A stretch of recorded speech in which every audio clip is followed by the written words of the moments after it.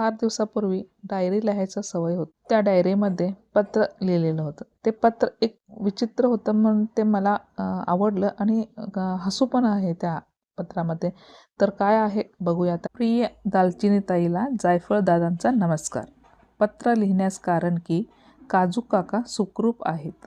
आनंदाची बातमी म्हणजे जिरे काकांचे लग्न मिरी ह्यांची सुकन्या ची सौका लवंग हिच्याशी ठरले आहे. बदाम आणि पिस्ता ह्यांची तब्येत ठीक आहे. कडीलिंब अजून लहानच आहे. मोहरीला अजून शाळेत घेतलेले नाही.